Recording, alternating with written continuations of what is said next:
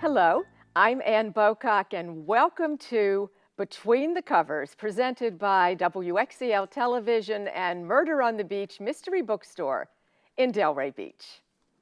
Best-selling author Phillip Margolin grew up in New York City and Levittown, New York. After college, he spent 2 years in the Peace Corps in Liberia, West Africa. He then came back to the States and taught junior high during the day and then went to NYU Law School in the evening. His extensive background, which includes 25 plus years as a criminal defense attorney, gives his books a unique inside view of the legal system. And to date, there are 18, plus the new one, 19, Phillip Margolin novels. The latest book is Woman with a Gun. It is my pleasure to introduce Phillip Margolin. Welcome to Between the Covers. Thanks for having me on. I appreciate it. The whole thing about not judging a book by its cover, well, we're throwing that right out the window for this one. I'm going to do something I've never done before, and that's start talking about the cover of the book. If you look at the cover, if you saw this in a bookstore, it's like a magnet. You're drawn right to this picture. It's a black and white photograph of a woman. You see her from behind. She's at the edge of an ocean, and she is wearing what appears to be a wedding gown. You see her full length from the back. You also see that her hands are behind her back, and she's holding a gun. So already, before you even open the book, you want to know what this picture is. Where did you find this picture? I love telling this story because people are always asking me, where do you get your ideas from? And this is really an easy one to answer. I was in St. Simon Island keynoting a writers' conference, and they have a swanky area called the Village where they have boutiques and art galleries and restaurants. And I was having breakfast at Palmer's Village Cafe, and after I ate breakfast, I went to the bathroom to wash up, and over the toilet, it was the most amazing photograph I have ever seen. The actual photograph is the one on the cover. So I looked at this photograph and I said, well, what the hell is going on here? Did this woman kill her husband on her wedding night? Is she going to commit suicide? Is she waiting for someone to come in from the ocean? She's going to shoot. So I ran out. I washed my hands first, but I ran out. And I went up to the cashier and I said, I got to buy that photograph. So he had to call Leslie Jeter, who's the photographer, and ask her, if it was okay. And then said, come back the next morning. So I did, and I bought it. And at that point, I had the name of my next book, Woman with a Gun, and the cover. I didn't have any story. It took me a while to get that. But that's, so my advice of anyone who wants to write a novel is to go to a lot of toilets and hopefully... You knew immediately this would be a story. Oh, yeah. I mean, I was saying, what is this? What is this? So, yeah, I was just absolutely fascinated. And, that's how I usually get my ideas. I'll have... some little thing will just, get my brain going, and this one was like a big thing, so. Well, I'll tell you, I know zero about guns, but I knew that after I looked at this picture, I knew there was something off because of the gun. Do you want to talk about that? Yeah, well, and I was actually wrong about this. I don't know a lot about guns, but I have a friend that I always consult. Steve Perry's another writer, and he knows a lot about guns. So I thought, though, that this was a Western six-shooter like Wyatt Earp might have used at the, OK Corral shootout. And actually, in the book, it is. I made it that. It turns out it's not. It's I think it's a Ruger or something like that. But it was the gun that made the photograph. And if it had been, some other kind of gun, so snub-nosed gun or, some other modern gun, I don't think it would have been that interesting. But this gun looks like an old Western six-shooter. So that I think is what tipped the whole thing and made it just so fascinating. You know, the fact not only that she had a gun, but that it appears to be a sort of odd gun. You were a criminal defense attorney. You argued many, many murder trials. Did you argue before the Supreme Court as well? Am I correct? Yeah, I did 30 murder cases. Not all of them went to trial, but I did a lot of death penalty cases, and then I did get to argue in the U.S. Supreme Court, and about a quarter. I love appellate law, so a quarter of my practice was appeals, and I did a lot in the Oregon Supreme Court and federal Ninth Circuit. So I loved it. It was really a lot of fun. So. Were you writing during this 25-year period of being an attorney as well? Yes and no. I had a weird writing career.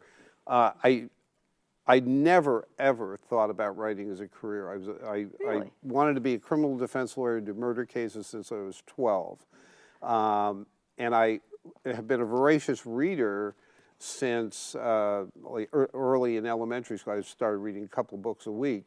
So I was in awe of writers, and never even occurred to me that I could do it. Didn't take it up until my last semester in law school when I wrote my first novel because I couldn't figure out how anyone could write more than 25 pages. That was the only reason I did it. I didn't even think about getting published. I got a lucky break in my 30s, and my third attempt at writing a novel got published in 1978, so I was 34. And then I wrote my second book, The Last Innocent Man, in 1981, and then I stopped for 12 years. And the reason I did that is the same year I got my first book published is the year I argued at the U.S. Supreme Court. And in between the two books, I started doing all these big murder cases and big appeals, all the stuff I wanted to do since I was a kid. So I put the writing on the back burner. In 1992, I got the idea for a third book at a dinner party. I just thought it'd be sort of fun to get a third book published. And that became like this huge international bestseller. It was on the Times list for 10 weeks, which was really weird because I didn't think it was, I didn't see it as a best-selling book.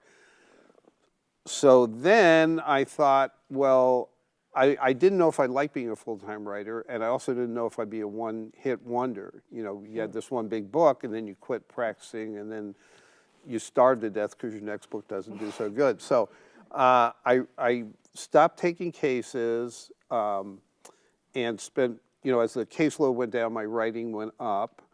And after 2 years, I had 5 New York Times bestsellers, and because they reissued my old books, and I realized I really did like it. And I was a lawyer for 25 years and had a great time. I mean, I always say that because people say, oh, I bet you were glad you got out of that law business. I love being a lawyer. But it was nice to have a new job after 25 years, so I switched over and been doing that ever since. Not only a new job, but a very successful new job. Your books are based in the Pacific Northwest, which is interesting, the Portland area specifically. A far cry from where you grew up. Yeah, and what happened was when I grew up on the East Coast in Manhattan and Long Island, Levittown, and went to school, undergraduate American in D.C., so I'd never been off the East Coast. When I went to the Peace Corps, we did our training. I went to Liberia, West Africa, and for some bizarre reason, they did our training in San Francisco, which is, like training for the moon by sending someone into the ocean. Anyway, but I fell in love with San Francisco and decided I would go back east for law school when I came back from Africa, but would get the hell out as quick as I could. And I got my first job was clerking for the chief judge of the Oregon Court of Appeals, and never been to Oregon. I had to look it up on a map to find out where it was. I would think a lot of people from Manhattan probably would have to look it up on a map. And especially this was in the late 60s, early 70s. People wouldn't go out there as much. And then got there and just fell in love with the place and never went back. So that's why I love Portland. I love Oregon. That's why I set the books there. I can see it in your books. The landscape is very important. It becomes a character in your novels. And the rain. What's cool is, it rain. We have the best summers anywhere in the universe, but we also have rain from almost every day from November all the way through to March. So when I say it was a dark and stormy night, I'm not lying. You know, I could set, it's always gloomy and rainy during that time, so it's really cool if you're writing murder mysteries. You have an edge as an author because of the legal background, wouldn't you say? Yeah, but not always the way people think. You know, I've done 30 homicide cases, so people think I have 30 novels. And unlike TV, most real murder cases are not mysteries, and there's no romantic interest or anything. Guy goes in a bar, drinks too much, gets in an argument, and stabs someone, then he feels bad the next day and confesses. And, you know, that's not an edge-of-your-seat story. The advantage is twofold. One, in that when I write a scene where someone's in a contact visiting room up at the jail with someone charged with murder, or when I'm doing a scene in a book for a death penalty murder trial, I've actually done this stuff, so I don't have to do research. I can just, you know, try to remember what happened, and so I have the language correct, I have the descriptions and stuff, so that's one. And the other thing is, being a lawyer is a fabulous training for writing, because for the editing part, because you're trained to be very objective and unemotional about your work.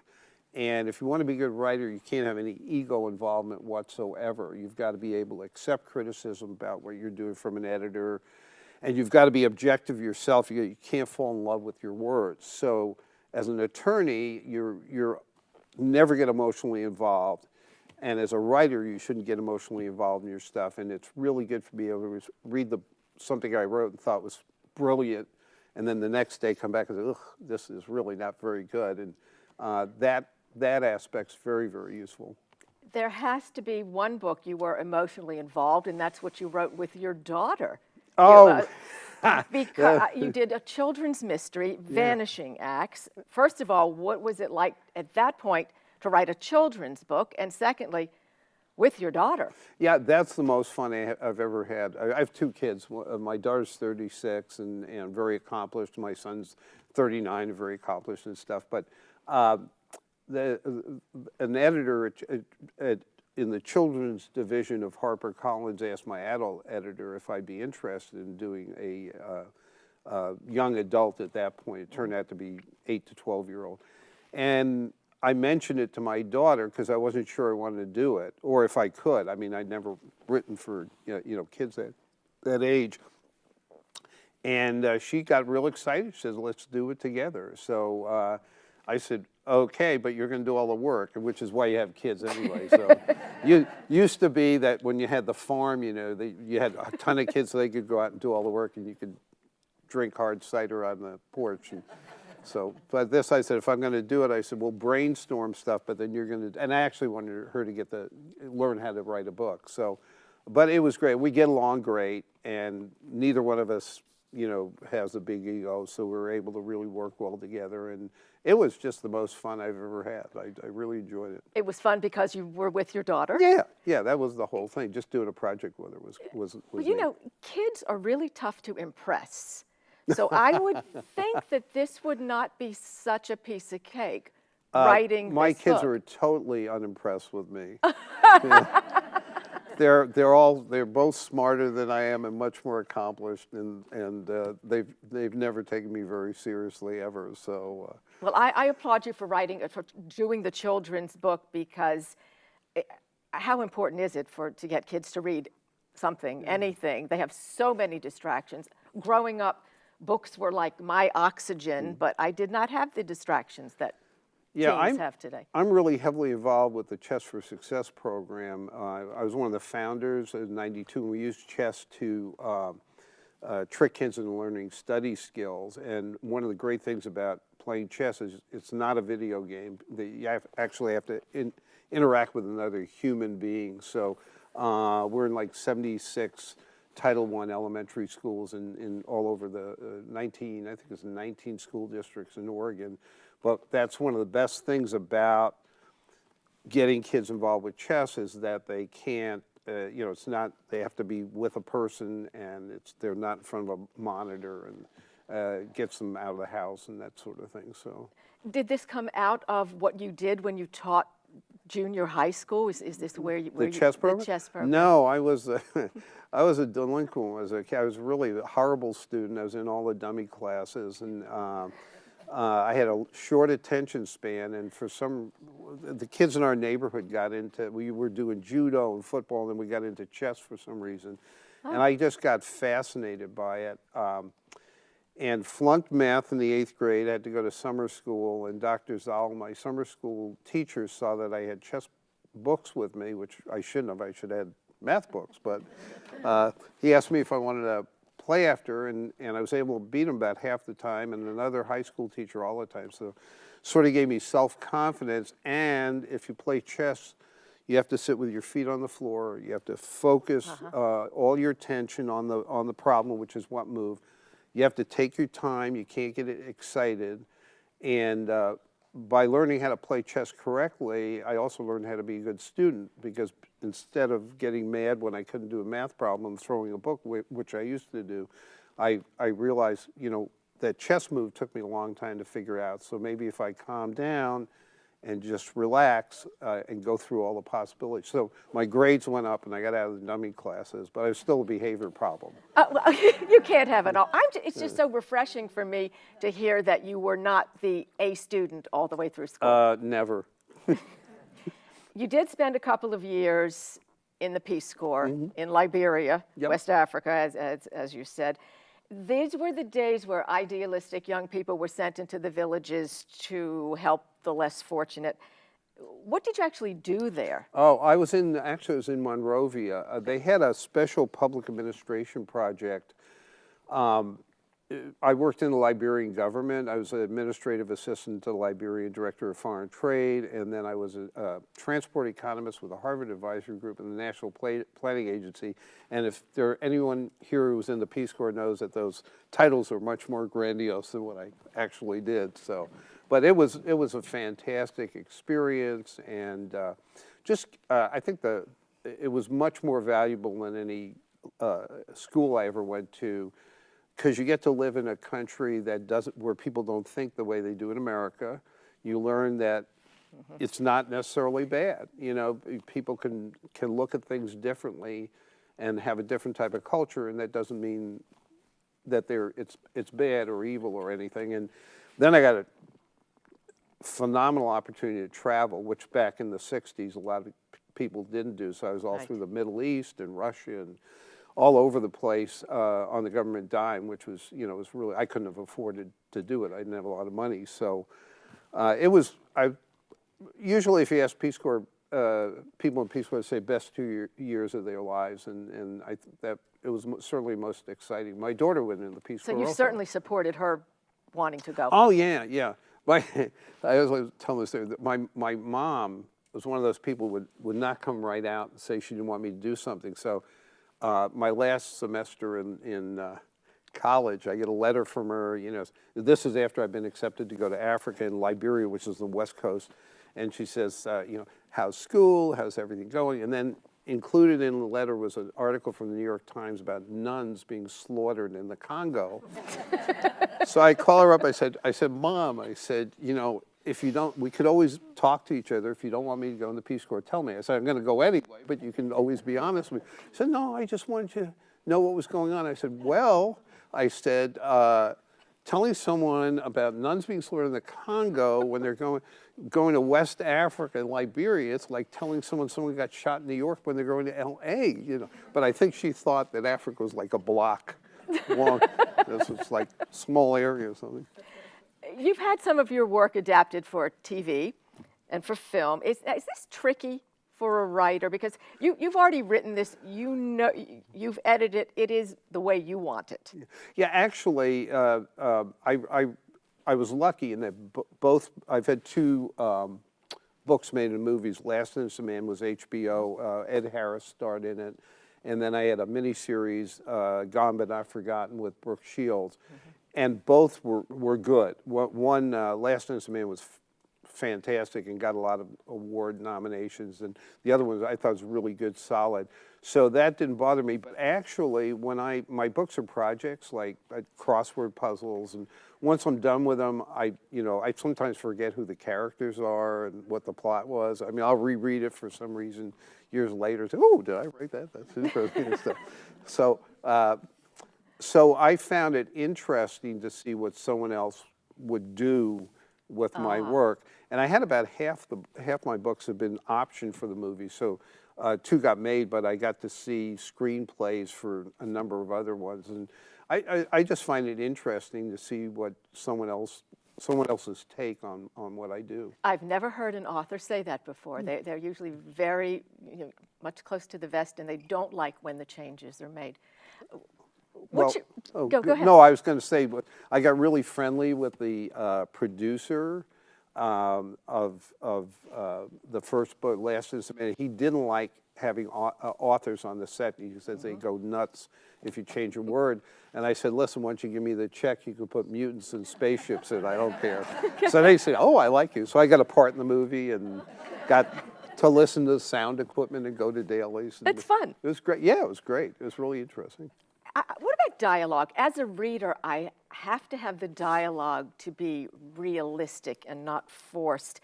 What's easier for you, writing the words that are coming out of someone's mouth or the plot?